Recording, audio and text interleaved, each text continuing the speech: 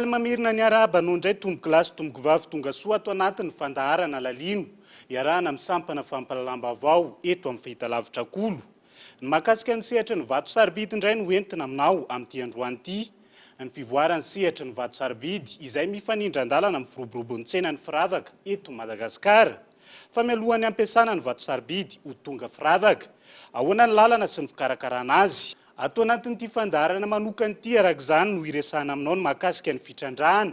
ny fanefena ny tsena ary ny olana sedrain'ireo mpanefy vato indrindra ireo mpanao asa tanana madinika manasa anao ary anaraka izany hatramin'ny farany.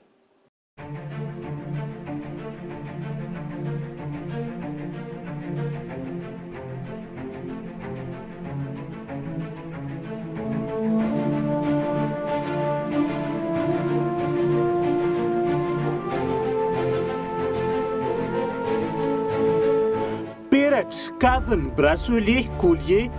miroborobo ny tsenan'ny firavaka maneran-tany. Raha volamena ravahina vato sarobidy toy ny safira, ny rubis, ny émeraude sy ny maro hafa voasikajy anatin'ny pierre zay manohy ravahana sokajin'olona manan-katao, indrindra ny any ivelany. Manomboka mahazo vahana ary mivelatra amin'ireo sokajin'olona rehetra eto Madagasikara ihany koa ny tsenan'ny vato sarobidy. Indrindra nanomboka ny fotoana nampiroborobo ny firavaka volafotsy. Saika ny malagasy tsy ankanavaka araka izany no miravaka izany ary lasa lamody ny fampiangona ny volafotsy amin'ireo karazam-bato eto Madagasikara. Samy nanamafy izany avokoa ireo mpanefy na izany avy any amin'ny faritra na ny avy eto an-drenivohitra. Amin'izao zany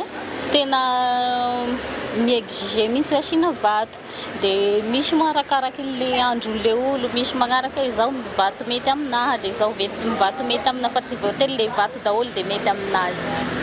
Le olo koa fa tsy dia zatra an'le tefy le gasy be taloha fa mivoatra dia magnaraka toetrandro zany. Amin'izao zao tena be mpitady vangovango dia le vangovango misy lohany asiana vato zany le lohany dia asiana vato le kely reny, le vato kely reny koa amin'ny sisiny. Misy mpitady avao koa collier dia asiana pendentif misy vato. Le olo zany fa tsy dia mijanona amin'le ravaka tsotra ohatran'izay fa rehefa misy vato dia manaitry be zany. Ohatra hoe andelahy zao chevalier dia asiana vato mainty onyx reny tena tiany lehilahy amin'izao. Raha mbola akora mitobaka eto Madagasikara ny volafotsy ary azo jifaina amin'ny sara mirary, izany hoe manomboka amin'ny 3,000 ariary ny gramo. Matory ambony arena ihany ny malagasy raha ny vato sarobidy no asian-teny. Ananan'i Madagasikara ny karazam-bato hita maneran-tany saingy iza no miravaka izany, iza no mitrandraka ary iza no mahazo ny tombony. No enti-manana no mametra ny fahefa-mividy ho an'ny malagasy ary tsy takona feniny izany manomboka any amin'ny kariery ividanana ny vato brut hatramin'ny fanjifana ny vato voafety amidy amin'ny tsena anatiny eto Madagasikara. Lasa mpitrandraka vahiny izay manatona ny kariera ny kalitaon'ny vato azo lazaina ho tsara ho ireo mpisehatra. Ny tonga aty amin'ny artisan zao dia eo amin'ny 0,3, 0,4, 0,5, efa mitombo 0,5, 0,6 zany grame zany raha vita taia zany eo amin'ny 1 carat et demi, 1 carat eo. Ny vidiny dia lafo tokoa. Sisa tsy lanin'ny vahiny zany no sisa no makaty aminay piasa malagasy zany. Raha 0,5 zao ohatra hoe madio zao miankina amin'ny hoe safira rose na safira rose zao dia tena lafo efa tsy mamenatra ny varotra mihitsy miteny hoe any amin'ny 5 millions d'ariary ny vidiny raha 0,5. Raha bleu indray izy raha manga any amin'ny 6 millions d'ariary indray no marotany pièce iray amin'izay poids zay. Efa tena ny Sri Lankais sy Thaïlandais ireo zany tena betsaka ao dia izay vato zany tonga avy any amin'ny carrière tonga dia efa azony zareo daholo dia safezana ianao zany raha tonga any dia efa tsy mihen'ny olona vato tsony fa mihen'ny olona an'ireny olona efa client andreo zany izy fa izay moa zany tsy ny tena hoe angatahana anatin'izy zany hoe tena tokony hoe mba farafaratsy mba te-Antananarivo farafaratsy zany ireo ny mpividy vato ireo fa tsy any amin'ny carrière satria zareo dia tena any amin'ny carrière mihitsy zany raha oharina fotsiny lakaka zany. Ty lakaka mantsy zao no tena hoe renivohitry ny safira mety vato tsara zany tsony raha tonga eto Antananarivo fa efa mikambiny avy any amin'ny zareo avy any zay vao tonga eto Antananarivo. Tsy maintsy any amin'ny sehatra ny fanefena vato araka izany no mampiseho ny fahaiza-manao ny mpanao asa tanana malagasy hitazonana ny toerany Madagasikara eo amin'ity sehatra ity, indrindra ao anatin'ny politika ny fitondram-panjakana malagasy amin'ny fampirosehana ny fanodinana vato eto an-toerana mialoha ny fanondranana. azo lazaina ho milahatra amin'ireo firenendehibe malazo eo amin'ity sehatra ity Madagasikara na dia eo azany tsy fampiany lafo ny ara-pitaovana. Mbola vitsy ankilan'ny orinasa malagasy lehibe manodina izany ka saika mpanao asa tanana madinika no betsaka. Adiny iray sasany eo no hanifeana ny vato sarobidy iray arakaraka ny karazany sy ny tanjona andrasana aminy na izany ampangiratana na ny lanjany no tazonina. Dingana roa no arahiny amin'ny fanefena vatosoa ka voalohany amin'izany ny préforme. Ohatran'ny hoe io zany ny forme lébrite dia ohatran'ny hoe io nangalana azy forme arakaraka le forme ny ohatran'ny hoe misy défaut mbola misy défaut esorina izy dia manala défaut aloha ianao dia après an'iny vao hita an'izay forme hoe io ny akaiky amin'le forme zany mba tsy halany an'le vato. Raha ohatra hoe vato montena izy zany dia izay no misy modèle alaina fa raha hoe tonga dia brute izy tsonga dia io zany ny anna montena azy dia arakaraka ny forman'le brute no anaovana forman'ny anna dia mba tsy be very le vato amin'izay.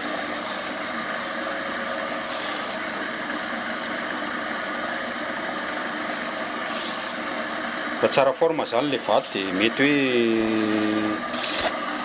50% farafabetsany very fa raha ratsy forme le vato dia ohatran'izay ny very amin'ilay izy.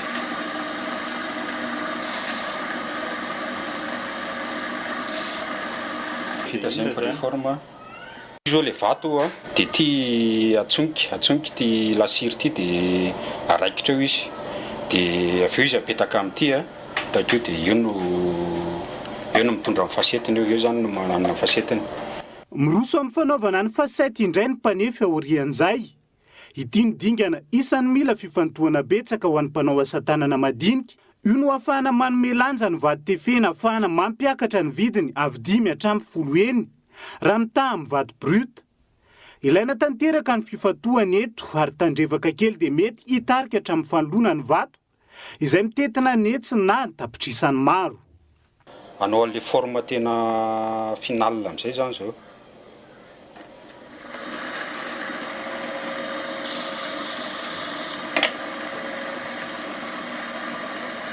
Ty zao le miel diamant io mihinana azy. Ty zany tena fitaovana anaovana fasetiny. Dia ty moa misy miongotra fa ny anaty fixe. Dia arakaraka le forme le vato koa moa zany ny abetsahan'ny rirany, abetsahan'le fasety. Le vato koa zany misy karazany hoe alaina poids. Dia misy hoe tonga dia avoaka tena reflet tena avoaka hoe tena manjelatra mihitsy. Fa misy indray hoe tsy dia mirara reflet loatra fa le poids tena alaina. Miditra polissage izy. Polissage zany tsy mandany intsony fa manadio fotsiny sisa. Fa teo amin'le couple anona teo zany tena mikoty ny reflet mametraka ny reflet an'ilay izy. Izy vita. Raha sans défaut izy tena mahafinaritra be ny reflet.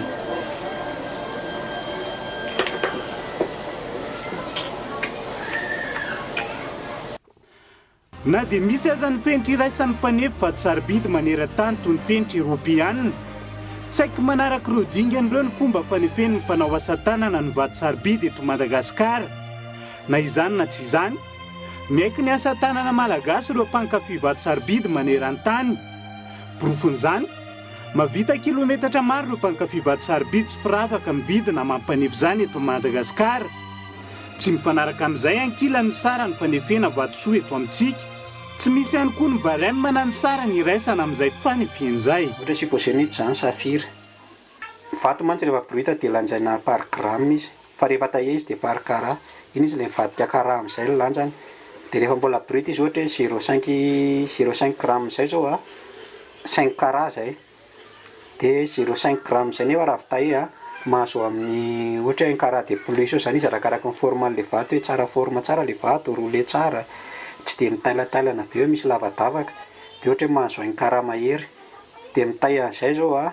ny anahy eo amin'ny 30 000 ariary eo ny tailleko azy miakatra arakaraka ny qualité an'le vato. Satria le vato koa misy qualité koa. Misy hoe première soie, deuxième soie, troisième qualité. Misy zany le première qualité izy le tonga dia hitanao tonga dia clean be ao anatiny tena madio. dia iny tsinona ny afantaranao hoe ino mividin'la vato ndraindray zany ary le izy arakaraky ny vidin'la vato ny calculeka azy ndraindray eo amin'ny 10% prix an'la vato eo fa azokazoko an-tsaina zany prix ny vaton'le olona io dia matetika mba 10% an'le prix varotan'le olona io zany imagine kotsiny dia any amin'izay ny frais de taillage anaovako azy. Raha ny fanatsarana ny asa fanefena vato araka izany no nevery mpanao asa tanana madinika fa lalakizorany ivoahany anatin'ireo olana mangeja mandidana ny sehatra ny vato sarobidy. Tsy arak'izay ny zava-misy arak'izany zary lasa olana ihany koa ny lafo ny fampitaovana. Saika mila efa niasa ny politaona ny avy any ivelany no ampiasainy ny ankamaroan'ny mpanefy vato malagasy. Izany hoe efa tranainy tsy mifanaraka amin'ny fivoarany sehatra ny fanefena vato soa intsony. Sarotra ankilan'ny amarotana milina malagasy mahavita ny asa rehetra momba ny fanefena, indrindra ny meule izay anaovana ny polisage ho famaranana ny azy. Ao ny programme, ao ny formation, ao koa ny pré-polissage, ohatr'izao zao, départ ato, eto, zay vao mipasse polissage. Izy fa tsy dia mbola tony zao mbola tokony mbola somary malefadefaka ny amin'ny dia efa somary efa mipasy tonga dia mandinkana le izy fa teo mandeha ambaratonga ny tena escalier tsara mba tsara le finition le fahadiovana takin'le polissage. Lasa misy fiatraikany kely amin'le polissage zay. Dia lasa ohatrany hoe le polissage no ratsy polissage nefa meule mbola grain mbola tsy tokony mipasy polissage. Io mantsy rehefa tena jerevanao amin'ny ankapobeny ohatr'izao zao hitanao hoe manjelatra tsara. Fa rehefa tena dinihana akaiky io mbola misy mitsipitsipika ka dia izay misy misorohanao anatin'le izy. Misy moa zany arakaraky le client arakaraky le client rehefa tiany le vato na ratsy polissage ary rehefa hoe tiany dia tena vidiny foana. Fa mikoty be le polissage any anatin'le izy hoe ole dia tokony vidina 500 000 ny vato lasa 250 000 200 000 ohatr'izany mikoty be le izy. Tsy afaka ny olona amin'ny asa fanefena vato fotsiny ihany manoloana io ny mpanao asa tanana malagasy. Mpividy, mpivarotra sy mpanefy asa telo tsy maintsy feheza mpisehatra mandidina ny vato sarobidy ho fiatrehan'ireo olana samihafa. Maro amin'izy ireo arak'izany no mividy ary mamaritra ny vato amin'ny mpanjifa avy hatrany aorian'ny fanefena. Tsy maintsy nametraka fomba fiady hafa ihany koa ny mpanao asa tanana madinika ambonin'izay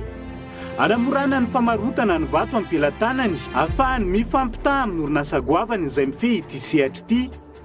Isan'izany ny fanangonana ary ny fampivadiana ireo karazam-bato anaovana ny parure, izany hoe ahitana peratra, kavina, collier sy ny maro hafa,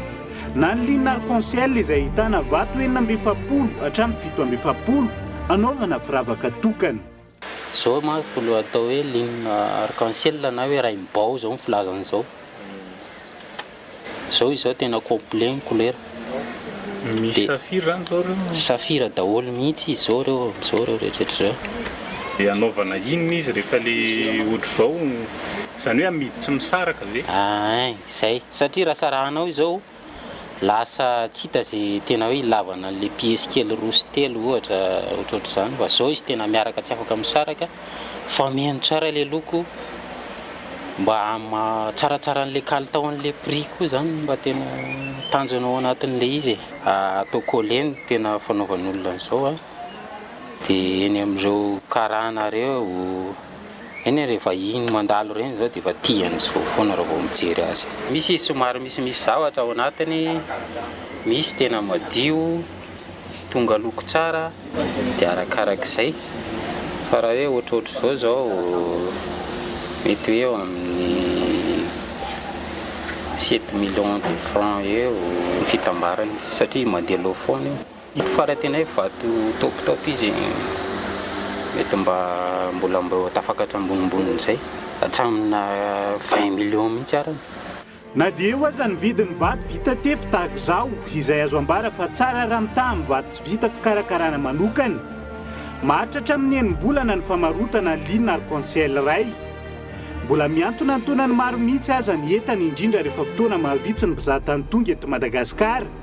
Isan'ny olana lehibe eo amin'ny sehatra ny famarotana ny vato ihany koa ankilan'ny firogatry ny vato artifisialy araka ny fitarainan'ireo mpanao asa tanana madinika. Isan'izany ny antsoina hoe pierre reconstituée sy ny carotte. Sarotra ny manavaka izany moa nefa fahavitany ny zanak'olombelona ny vato artifisialy manana ny densité sy ny dureté toy ny vato tena izy tsy mipetraka intsony manoloana io ny fifampitokisany eo ampisehatra sy ny mpanjifa vato sarobidy ka mampisatra ny tsena. Reny mihitsy ny tena matetika manimba le asa vato soty satria indraindray reny oentin'ny olona isolokina hoe tena pera naturel le izy dia ampifotoviany zareo amin'le zareo le mpanao azy zany isoloko mihitsy moa zany ny filazan'ireny dia ampitovizany amin'le prix an'le pera naturel le pera artificiel dia lasa simba le client ary efa betsaka moa ny efa tratran'izay dia tena matahotra be le client no mividy vato tena vato tsotra hoe tena izy zao alalazay mba tsy izy dia lasa tsy maintsy maka certificat foana ohatra hoe misy client anankiray zay hividy an'ity ohatra hividy an'ity vato ty dia tsy matokontsony izy fa sao dia matahotra hoe tsy izy indray io dia lasa maka certificat eny amin'izay ny ampandrinomby manao an'izay nefa mbola raha hoe atao androany izy zao dia raisina rapitsy eo amin'ny 175 000 francs eo fa raha hoe andrasana hoe atsofoka maraina izy dia mivoaka midi any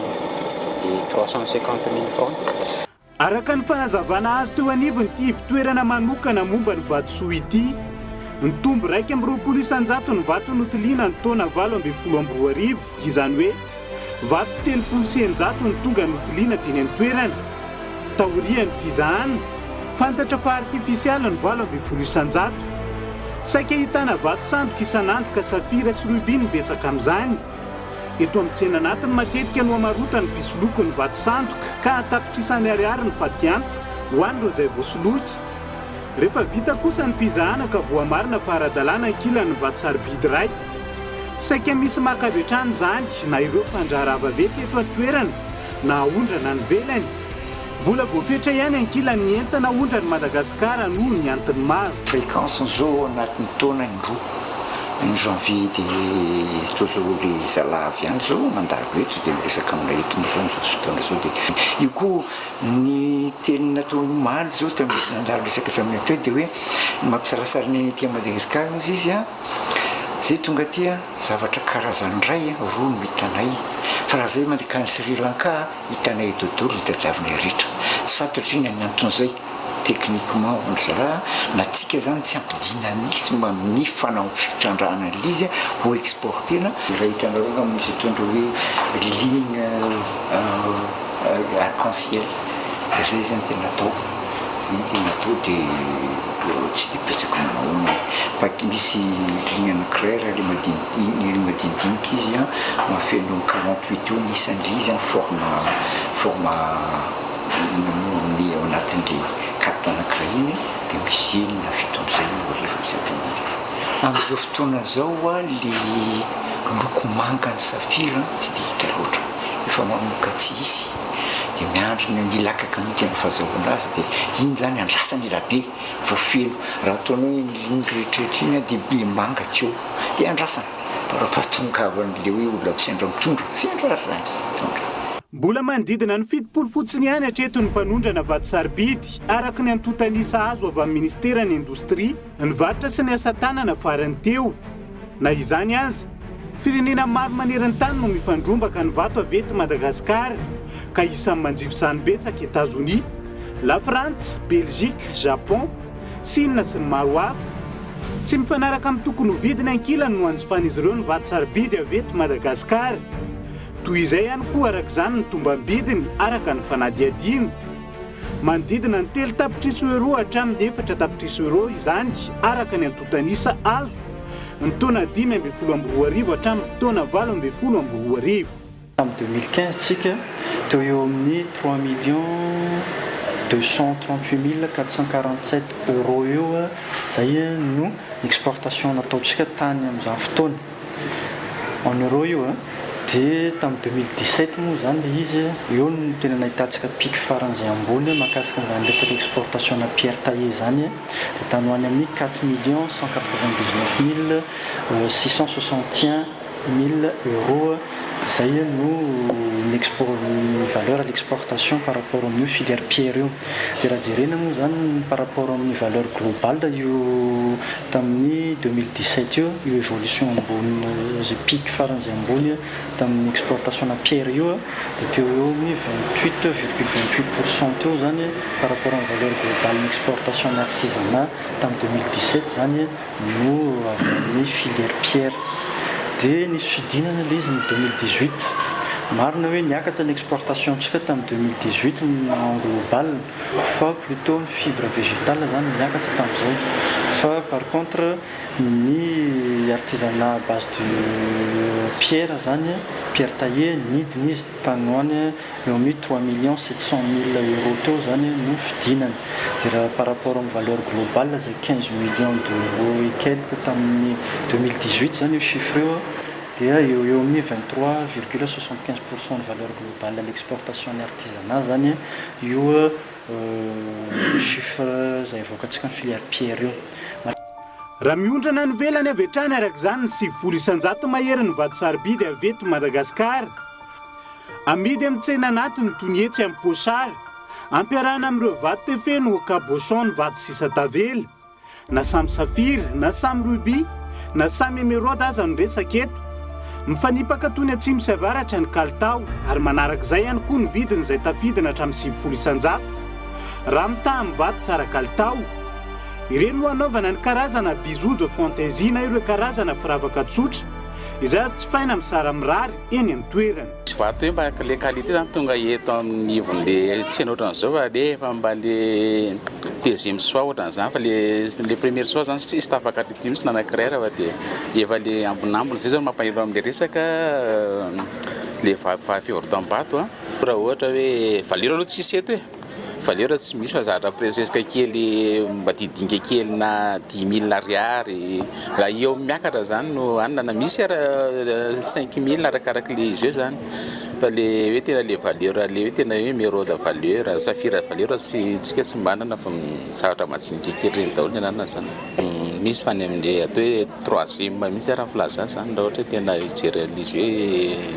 hoe ny qualité le izy tena mahazo isaina tena mahazo isaina misy hoe tena narasatahana raha ohatra tsy ampy tsy ohatra ny tsy lany amin'le izy raha ohatra hoe fahatongavan'ny matière première tena le qualité le première soir eto zany tsy dia ahitana loatra na dia tsy manana ny fahefamividy amin'ny fanjifany ireo karazana vato sarobidy aza ny ankamaroany malagasy mbola azo trandrahana tsara ny asa rehetra mandidina ny sehatra ny vato sarobidy manomboka amin'ny fitrandrahana hatramin'ny fanomanana ny vato mialoha ny fanondranana fa olana maro lafo ifandromboana amin'ny ministera isan-tokony araka izany ny fanatsarana ny sehatra ny vato sarobidy eto Madagasikara ho an'ny mpanao asa tanana madinika tokana ny lalakizorana hanatsarana ny fitrandrahana ny sehatra ny vato sarobidy sy ny harena-kibony tany amin'ny ankapobeny dia ny fanomezan-danja ny fandinana eto an-toerana. Mety amin'ny firenentsika tsara surtout hoe tsy ahondrana brut le vato fa ahondrana taillé miakatra amin'ny valeur. Eritreretinao ny hoe raha manana vato folo ianao amidinao iny mety ohatra hoe lafinao ohatra 500 000 fotsiny iny amidinao iny vato folo iny nefa eritrerety raha ny ray amin'iny fotsiny transformenao ahodinao dia iny ray iny dia efa mahatafaverina ny vidin'ireo dia le ambony zany tombom-barotra raha ahodina le izy ny amin'ny vato zany possible ny azahoanao 500% amin'ny bénéficenao fa tsika mbola tsy tena miditra tanteraka ao anatin'le sehatra le hoe tena manao transformation tanteraka vo ahondrana fa ny antsika mbola brut daholo ny antsika ny tena mandeha 5% ny tsy ampy 5% koa raha ny vato taillé eto amintsika ny anina fa ny sisan'izay brut daholo ny ahondrana ohatra ianao zao manondrana amin'ny lahatra en guichet ny anao ray boîte kely ohatranao vato ahondranao vato brut amin'ny lahatra aminao nefa ny afrikana tonga dia ray barika be. Ankoatra ny fampiakarana ny hetra alaina amin'ny fanondranana ny vato brut isan'ny notsindriny ny mpanao asa tanana madinika ihany koa ny fanamorana ny antota taratasy samihafa na izany amin'ny fitrandrahana na ny fanondranana makany velany io no andozan'ny firenendehibe maro toa ny Sri Lanka, Bangkok sy ny maro hafa ny Madagasikara. taratasy zany eto amintsika somary tena enjany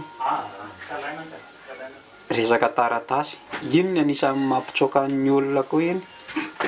iny anisan'ny tena mampitsoaka ny olona koa surtout hoe client iny resaka taratasy iny fa atao ondranao va atao anankiray ohatr'ity document miaraka aminazy ohatr'izany ohatra inona zay document be ohatra anao manondrana entana ny iny moa efa normal moa le laissez-passer numéro 1 de ohatra hoe transformer va de laissez-passer numéro 2 numéro 2 fa resaka transformation ohatra transformation ohatra zaho manana atelier de manana LP2 de ny LP3 ndray iny resaka exportation iny mila ananan'olo de akoatran'izay ianao mbola misy ny fandaovam-bola eny amin'ny trésor redevance de misy fiche signalétique maro be zany de mbola neny amin'ny douane koa mbola akoatran'izay koa de akoatran'izay koa ny gendarmerie koa mbola misy koa ny inona moa izy teo tsy tadidiko le taratasy maro efa mijery akaiky ny fanatsaran'izany ny ministera ny arena kibon'tany sy ny loharanokarena stratejika ankehitriny ary voakasiky ny fanavoazana manokana ny lalàna momba ny fitrandrahana amin'ny ankapobeny sy ny famoahana ny fahazoan-dalana hitrandraka araka ny fangatahan'ny mpitrandraka madinika io no nampitarazoka ny famoahana ny fahazoan-dalana hitrandraka teny anivon'ny Brown kadastra momba ny arena kibon'tany volana vitsilasa zay raha ivirinana mandray ny tandrify azy amin'ny mahifandrombonana ny fanatsarana ny sehatra ihany koa ny ministera ny varotra ny indostria ary ny asatanana indrindra amin'ny famoahana ny certificat fémin ho an'ny mpanao asatanana manao ny asa ara-dalàna efa mandeha ny fijeren'izany ka tsy ho diso anjara amin'ny famoahana ny karatra matianina ho an'ny mpanao asatanana ny mpanefy vato-sarobidy eto Madagasikara io no andrindrana ny asa rehetra momba ny fikarakarana ny vato-sarobidy indrindra ho an'ny mpanao asatanana madinika araka ny tenenina ambenimbeny foana de numérisé izy io numérique io carte io de amin'izay resaka traçabilité zay tafiditra anatin'io carte io daholo zany ny mahakasika ny hoe aiza ny misy ny olona localisation exacte an'le olona zany ho hitantsika anatin'io io carte io zany marinany koa fa infalsifiable io tsy afaka falsifien'izany izy de tsika au niveau ministère ny agentsika zany no migérer an'izay base de données zay raha misy zany ny hoe carte quelque part de tsy maintsy anivon'ny ministère foana no mahalala hoe ito carte tena vrai carte hatseto aloha mahakasika an'io carte io dia natao mba ahafahantsika professionnaliser ny artisan zany voalohany mbola tsisy idirany hetra io mbola tsisy idirany zavatra hafa aloha fa hatseto mba ahafahantsika ny filière rehetrarehetra anisan'izany ny fier-pierre et bijouterie cadrena kokoa zany ny asany satria une fois izy manana an'io moramora ho an'ny ministère ny industrie sy ny varotra ary ny asa tanana ny manome appui anazy amin'izay zavatra tadiavina isan'ny sehatra iankina ny fiainam-pirenena ny resaka vato sarobidy samy haiko ny mahazava-dehibe izany avokoa ny mpisehatra isan'ny tokony na izany ny mpandrara madinika na ireo mpandrara vaventy tsy tokony ho isy andrasoandraso araka izany ny fandraisana fanapa-kevitra momba izany ary tokony arahany rehetra manapaka ihany koa ialana amin'ny fanilihana andraikitra sy ny fomba fanao na zatra na mipirorosofahana ny sehatra maro teto Madagasikara hatrizay raha ho an'ny sehatry ny vato sarobidy arena kibon'tany eto ny resaka ary antapitrisany maro ny vola mihodina anatin'izany vola be tsy toko tsy forohana izay andrasana tsy ho raraka ny tany ihany koa hoy ny vahoaka malagasy tsy mandady arony manomboka amin'ny fitrandrahana ny famarotana hatramin'ny fanondranana ilaina ny famerenana midinika andatabatra boribory ny lalàna hifehezana ny sehatry ny vato sarobidy eto Madagasikara ilaina ny fametrahana lalàna entitra sy mazava momba izany saingy lalàna manome tombonday ny mpanao asa tanana madinika ny tokony ho ajoro ahafahan'ny vahoaka malagasy migoka ny harem-pireneny io ihany koa no hanafoanana ny fitrandrahana tsy aradrariny izay sady mambotra ny firenena no mandritra ny harem-pirenena ihany koa toy ny sehatra maro eto Madagasikara ny tontolo ny vato sarobidy tsy ny lalàna no tsy ampy fa ny fampiarana azy fampiaran-dalàna izay tokony tsy hijerena ary natavana izany ho andreo mpandrahara madinika na vaventy ankasitrana feno ianao tomboky lasy tomboky vavy nanaraka ny fandaharana hatramin'ny farany azonao atao no mijery ny fandaharana ao anatin'ny trankala tv.cool.mg azonao atao ihany koa ny manao hevitra ao anatin'ny page Facebook Cool TV FM veloma tomboko